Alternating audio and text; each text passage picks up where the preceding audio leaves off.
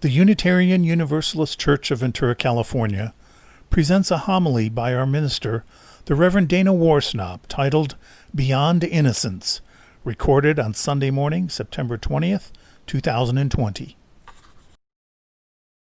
Good morning and welcome to the Unitarian Universalist Church of Ventura. As we celebrate Rosh Hashana, the Jewish New Year, and as we mourn the passing of Justice Ruth Bader Ginsburg, and also as we hold in our hearts all those communities ravaged by fire, including our own Camp de Benneville Pines, not yet ravaged and yet threatened. Let us hold all of those varied events and emotions in our hearts. I am the Reverend Dana Worsnop, minister of this amazing congregation, and I am joined by a whole host of folks who've collaborated to bring this service into being. Here is the lineup of our entire team. And today our director is Brian Fortune, our assistant director is Kitty Merrill, and our magician is Mary Nelson. On-screen people will introduce themselves as we go along. In addition to our usual pre-service announcements, that if you get here early enough, you get to see everything that's going on in the church, or much of what is going on, we have an actual live announcement, live and in person, from Ruth Owens of our auction team. Good morning, everybody. So Halloween may be canceled this year, but our auction is not. Our Halloween themed auction is going to be coming October 23rd through November 8th, and we are now collecting our auction items. So get out there and start thinking about it. We won't be accepting any social events this year, so sad, but we will be accepting physical items of great quality of value. So thank you. The potential auction items that we come up with that you might think about is delivering food. So you can either deliver hot or cold or even frozen food. Arts and crafts from our amazing artists in our congregation would be wonderful. How about a do your own DIY craft package that you deliver to some people to help and they can put it together themselves? How about giving parents a break and doing a Zoom child book reading? Or you could do an adult book reading. It doesn't have to be for kids. Or you could put together an exciting Zoom presentation or host a Zoom class. Anything you can stir up is going to be a great idea. So put on your witch's hat and get creative and start coming up with those great auction items. So Jen sent out an email earlier this week that has information on submitting and the form for submitting. So please start submitting your items, and we can't wait to see how creative everyone gets. Here's to a great auction this year. Thank you. Yeah, here's to a great auction this year. Just another couple of things to highlight. One is that starting in October, we are going to be sharing worship with 3 other congregations in our cluster in San Luis Obispo, Goleta, and Santa Barbara. Our theme is going to be the spirit of democracy as a lead into Election Day. So we're leaning into one another as Unitarian Universalists. Also, yesterday's ritual that we had in person at the church, safely distanced from one another, went very, very well. And I know not everyone could attend. So we took pictures and videos, and they will be part of the service next week. Lastly, I just want to invite you, please, to put your pronouns by your name on your Zoom screen. We want to be welcoming and affirming and inclusive of all gender identities in this congregation. It is so good to be together. So good to be together. So let us enter sacred space.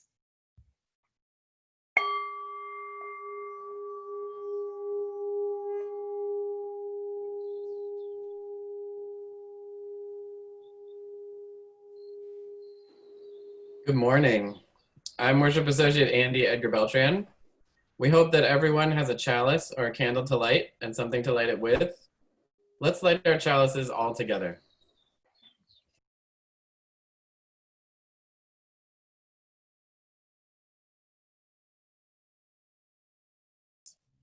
Come, let us worship together. Today, we mark an important time on the Jewish calendar. It's New Year's, happening for us in the middle of our fall. And we get to celebrate the year 5781 with our Jewish friends, those in our congregation and around the world. It's traditional to blow the shofar, usually a hollowed out ram's horn, to welcome in the new year. And what follows is a video of a young Jewish boy named Walter, who is darn good on the shofar. He recorded this video about 5 years ago. And so in 2020, Rosh Hashana began on this Friday at sunset. It was a different day of the week when he was doing this recording. So he's going to demonstrate all sorts of different kinds of shofar, and we get to hear them.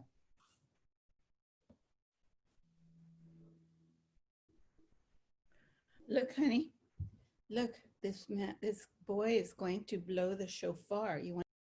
Hey guys, it's Walter back here for another video, and today I'm going to be playing shofar. I know I haven't made a video in a while, but just don't ask.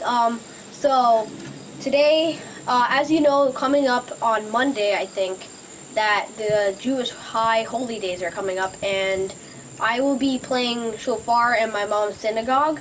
So I'm going to show you the things that I have to play and the shofars, because there's different kinds.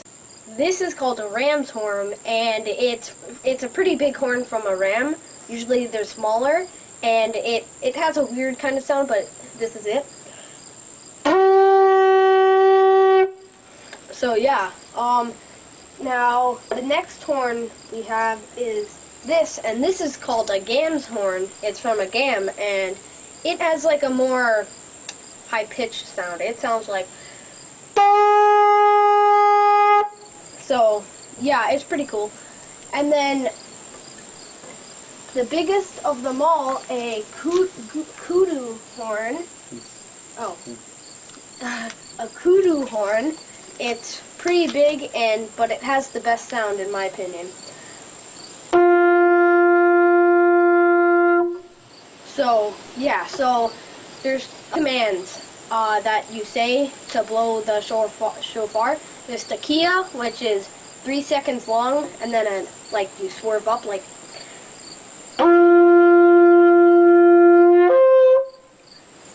Then there's shirim, which is like 3 takias except shorter, like.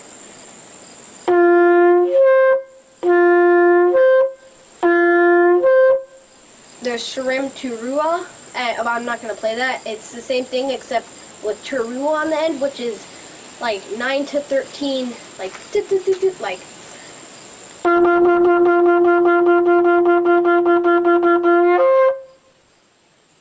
Yeah, so we're just going to be playing you like the first half of what you play on the High Holy Days. So, yeah. So I'm going to be saying the commands. Takia.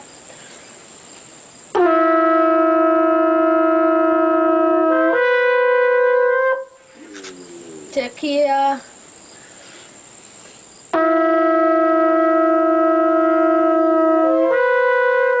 Shirim Turua.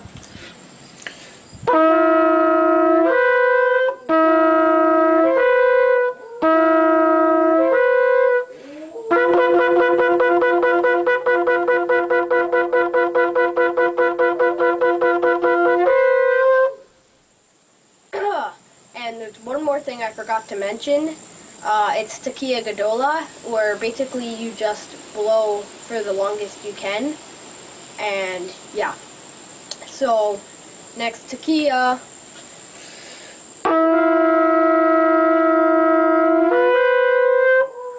Tequila.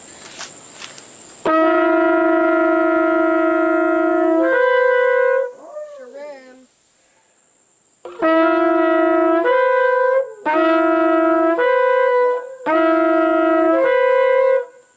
Tequila.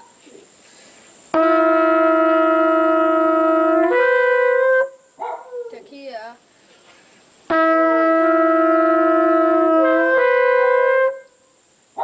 Then Chirua.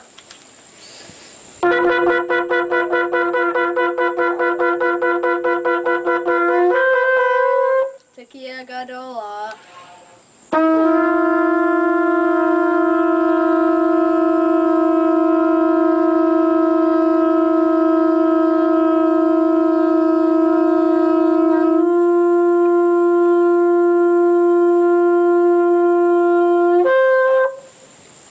So yeah, if you liked it, like and subscribe for more, and see you next time.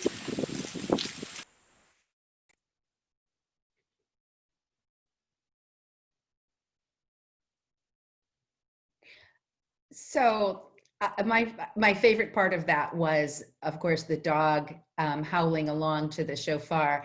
And when I first played that here in my home, it made my dog Jasper run around the house like crazy. So that was delightful. And now I get to wish us all a happy New Year in Hebrew. Shana Tova Umetuka, which means have a good and sweet New Year. May it be so for us all. So each Sunday, this congregation gives away our collection to an organization in the larger community or to funds that help people in our own church. And we now invite you to donate online. You will see the link on the next slide, and it will also be posted in the chat. Today, our offering goes to the UUA's Disaster Relief Fund. This is a way that we can support each other in the midst of natural disaster and economic dislocation. This fund helps people in our fellow congregations throughout the Western states and throughout the whole country. And it can help, especially right now, congregations throughout the Western states who have been in the line of fire. It also helps those congregations support efforts in their communities to help others who are directly harmed in their communities. So part of the intention here is that we deepen our relationships with each other and, yes, with the entire unit, with the communities in which we serve. Now, this fund has helped us in Ventura twice. We got $10,000, I think, to help people after the Thomas fire, both within and beyond our congregation. And during this recent pandemic, we have largely been able to support our own folks in the congregation with our in-reach outreach funds. Yet the UUA Disaster Relief Fund gave an incredible boost to get the Moving In project underway, so that we can help people who are more profoundly affected by the pandemic and economic dislocation that goes with us. We can help them move into new homes, move in and settle in. So this is a fund that connects us in so many ways to one another and to our community. Please do give generously, as you always do. So as we celebrate Rosh Hashana, the beginning of the High Holy Days in Judaism, please join Carolyn, Andy, and me in this meditation in word and song. Please sing along with Carolyn for the choral response, and Andy and I will alternate doing the speaking parts. And I managed to, we recorded this ahead of time, and I managed to do this, my recording from our sanctuary. It was such a lovely time to be in that space. I missed you all, and our space is still holy. And so as you listen and sing, please consider the times we have all needed to forgive and needed to be forgiven. For remaining silent when a single voice would have made a difference. We forgive ourselves and each other. We begin again in love. For each time that our fears have made us rigid and inaccessible, we forgive ourselves and each other. We begin again in love. For each time that we have struck out in anger without just cause. We forgive ourselves and each other. We begin again in love. for each time that our greed has blinded us to the needs of others, we forgive ourselves and each other. We begin again in love. For the selfishness which keeps us alone and apart. We forgive ourselves and each other. We begin again in love. for falling short of the admonitions of the Spirit, We forgive ourselves and each other. We begin again in love. For losing sight of our unity. We forgive ourselves and each other. We begin again in love. for those and for so many acts, both evident and subtle, which have fueled the illusion of separateness. We forgive ourselves and each other. We begin again in love. I invite you now into a time of silent reflection. Settle into your sacred center and breathe. Let the words and music that we have just heard enter into your soul in this silent meditation.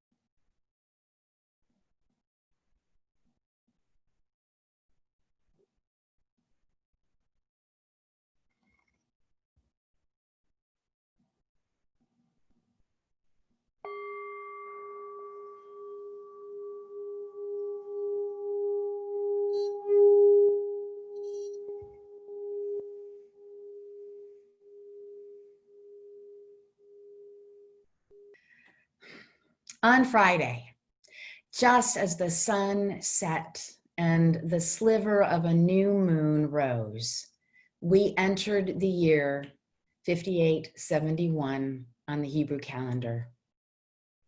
Happy New Year to all from a people who have been counting for nearly 6 millennia.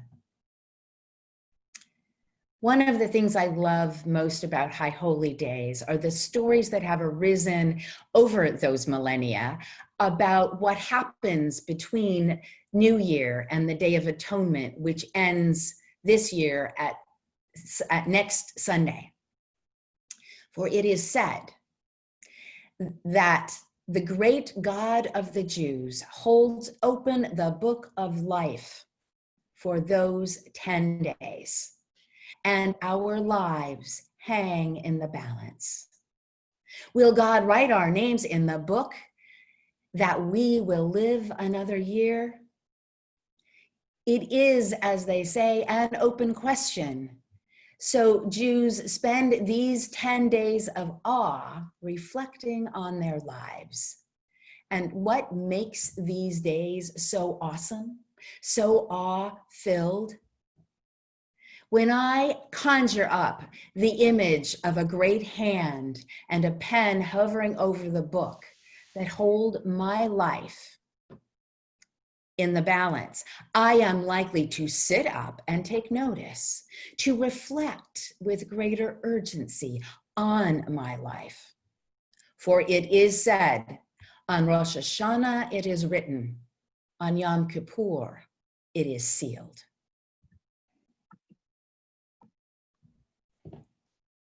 This Friday, just before the sun set and the sliver of new moon rose, the world lost a bright light of justice and equity, wisdom and wit.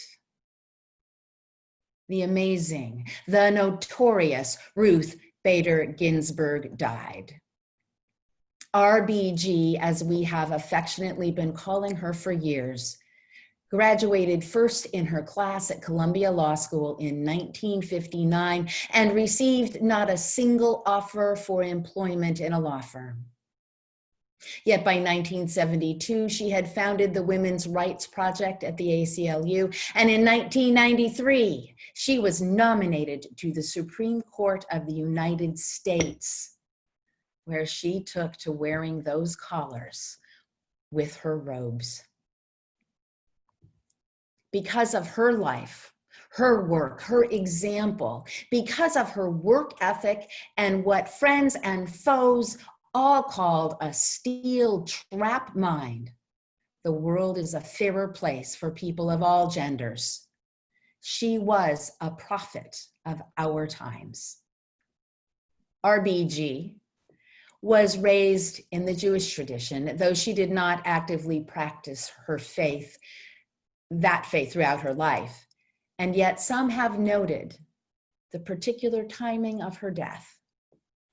And National Public Radio Supreme Court correspondent Nina Totenberg, who was also a friend for 50 years, wrote, "There's a Jewish teaching that says those who die just before the Jewish New Year are the ones that God held back until the last moment because they were needed most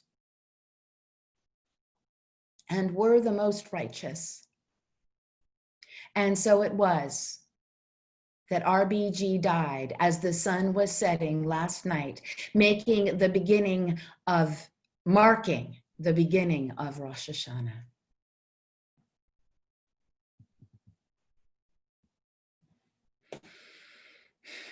Kind of gives you chills of a different kind.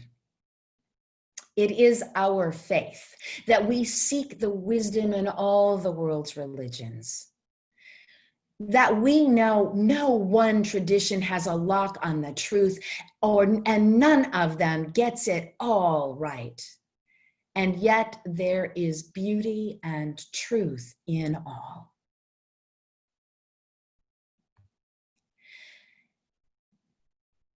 And we get to take the practices of all respectfully, humbly, and use them in our spiritual lives.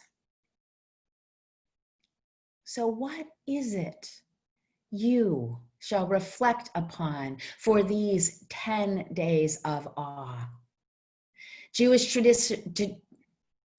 tradition asks us to reflect not just on the things we have done wrong over the past year and how we will set them right. It asks us to include also what are often called sins of omission, that which we didn't do or say that would have actively helped, for remaining silent when a single voice would have made a difference, for silence, as Edmund Burke tells us, is as powerful a statement as anything we might say or do. And in our times now, I've been thinking about this from the framework of a systemically racist culture, especially for those of us who are white. It helps me think then about sins of omission. Oh, can we wait on that slide for just a moment, please? Thank you. To be white in this culture is, for our experience, to be seen as normative. And therefore, there is so much that we miss. Indeed, our culture is organized in ways that help us look away, that help us stay ignorant to the pain and suffering of others, that help us sometimes feel innocent of any blame for it. I don't have to see racism because it doesn't affect me as a white woman directly. It's not even that I look away. For God help me, I don't want to look away. The problem for me is that far too often, I don't even see the injustice.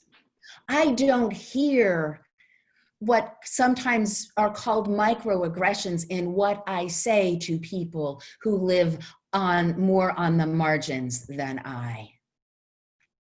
Our magician, Mary Nelson, and I had long discussions this week about how to find or create an image that would capture a sin of omission.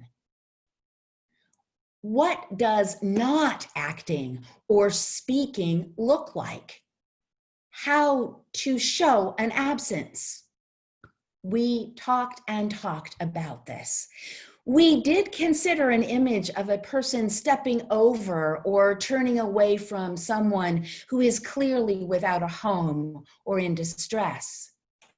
Yet that is actually far closer to a sin of commission, because there is a physical act, a stepping over, a turning away. Yet the sin of omission arises when we don't even notice, when I don't even see something that is profoundly amiss. And the question then arises, how are we supposed to see the thing our culture actually rewards us for not seeing? It can be more than a little crazy making to look for the thing I cannot see, and yet it is the task before us. And yet, we are not innocent in this equation. It is hard for me to admit, as I know it is for many of us. I know myself to be a good person with more than good intentions. I've got a whole slew of things I have actively done to pull out when needed. My parents raised me in ways they meant to be unprejudiced. And I am not an active racist. And yet I have been raised in a culture built upon racist systems and structures, structures meant to keep white culture and privilege at the center. How can any of us raised in this society not have ingested this racism, not to have been infected by racism in word and in deed and in thought? How many of you who have, like me, thought things in your head that were racist and thought to yourself, where the heck did that come from? I know better than that. And yet it's there. The truth is that it's in us all. And we have been raised in a racist culture that we cannot get away from without work. And here is the place that we have to search and then change. We have to change something that we have been raised, especially if we are white, that we have been raised to be blind to.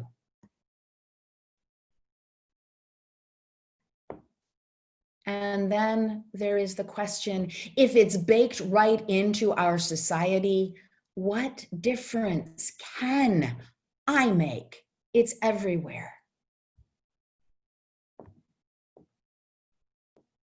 Psychiatrist and Holocaust survivor Viktor Frankl once said, when we are no longer able to change the situation, we are challenged to change ourselves. And that is work of self-reflection, that the kind of work of self-reflection that the Jewish High Holy Days call us to. And I ask you to consider those questions. What sins of omission have you missed in your life, particularly regarding the racist system in which we have grown and still live? Having once seen a police officer's knee on George Floyd's neck, I cannot unsee that. The work before us all is to create a world in which George Floyd and Breonna Taylor and Daniel Prude can actually breathe. I can breathe now, the mural says. And I speak to you today about all of this, not to shame myself or any among us, though I do sometimes feel shame for things I have done or said or failed to do or say. Yet part of my work is not to get defensive, not to wallow in the shame that is real, but to learn and to grow, to be humble, and to learn and to grow and seek that which I previously did not see, and find it and help change it in my heart and in the world.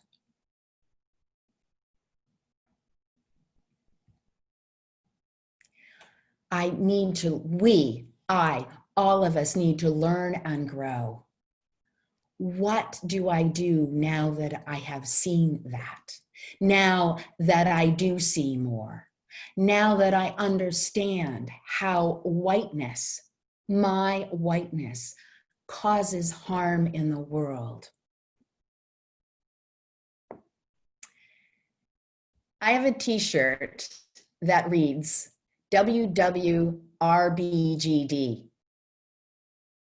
Now it can take a tick or two to get this, but it asks me, what would Ruth Bader Ginsburg do? I got this months, a year or more ago. And I have to admit that I have always felt a bit intimidated by that shirt, though I still wear it, because RBG's legacy is so hard to live up to. She was a tireless worker who got by on far less sleep than I ever could.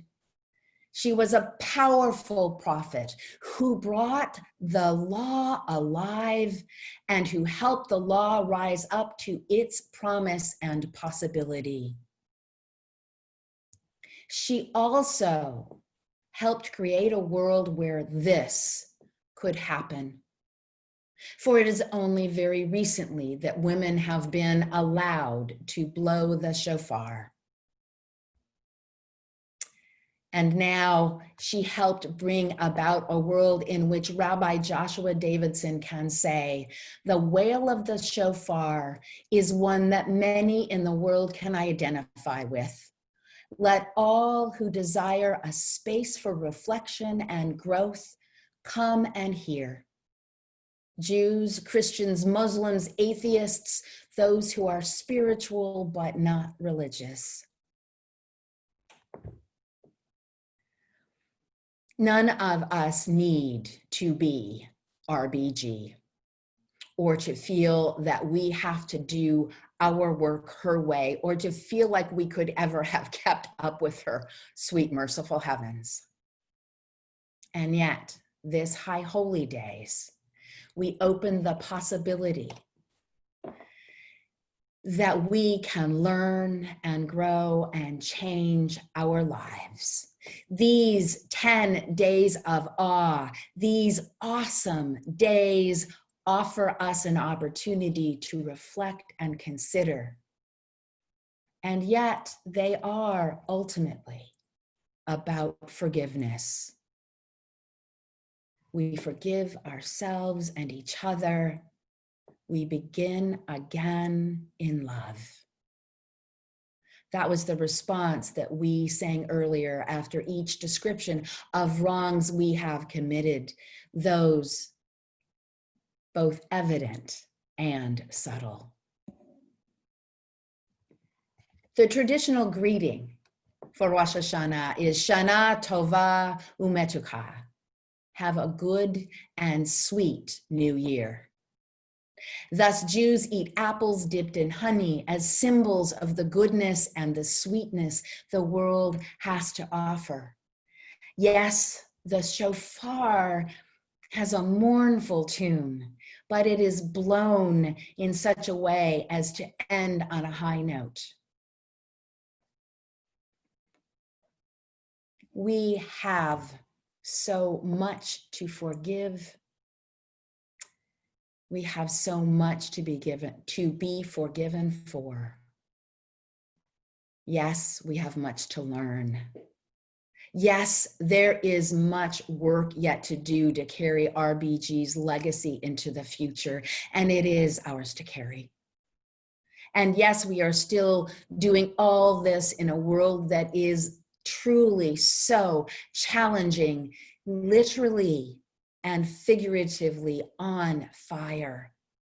Yes, there is a historic election yet before us. And also, there is sweetness and beauty. The song we sang at the beginning said, there is no need for sacrifice. There is need for mercy and kindness. So let us remember that we lie down and we rise up. We seek sweetness and beauty, mercy and kindness, love and companionship, community and connection. Those remain places for us to lean into, to learn more about, to grow our souls into. Our work is not to replicate anyone else's, including Ruth Bader Ginsburg. Our work is to return again and again to the home of our souls. Our work is to return, to begin again in love as who we are, doing what we can. Let us begin yet again in love. Amen. May it be so.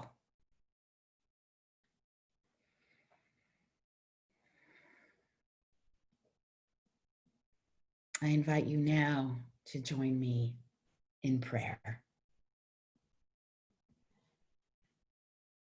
Holy beingness of many names and no name, mystery beyond all naming, spirit of life and love and of justice, mercy and kindness, which dwells within and among and beyond us this day and always.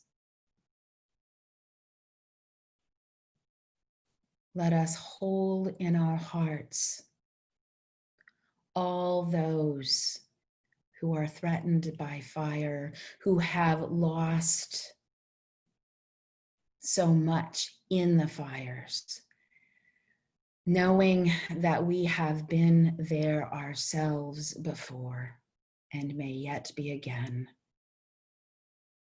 Let us hold with particular care those who have evacuated from Camp de Venneville Pines, those whom we love and care for are safe. Let us hold in our hearts as well those firefighters helping defend a place that is dear to so many of us. Let us reach out with our love and care to those upon whom hurricanes are bearing down one after another after another. Let us hold with sorrow and gratitude the memory of Ruth Bader Ginsburg. May we carry her legacy forward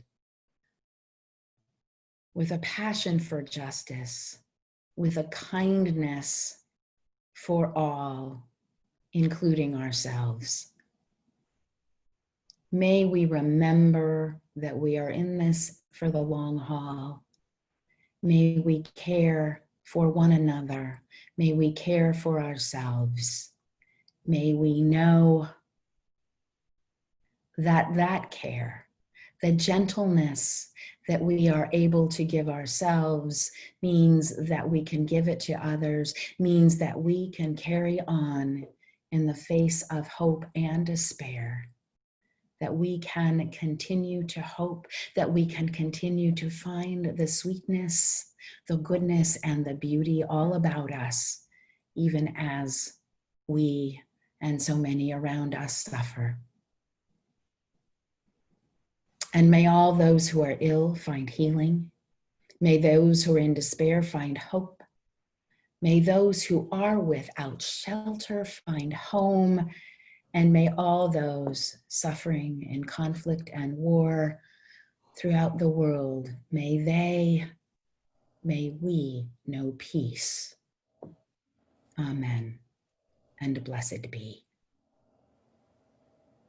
Please join Reverend Dana in extinguishing your chalice at home. We extinguish the chalice, but not the light in our hearts, the warmth of community, or the assurance and goodness we have found here. Those we carry into our lives until we gather again. Go forth in peace. Go forth in good health. Go forth in love. Shana Tova Umete. Shana Tova, Shana Tova Umetuka. May it be so. We hope you've enjoyed Beyond Innocence, presented by the Reverend Dana Worsnop, recorded on September 20th, 2020 for the Unitarian Universalist Church of Ventura, California.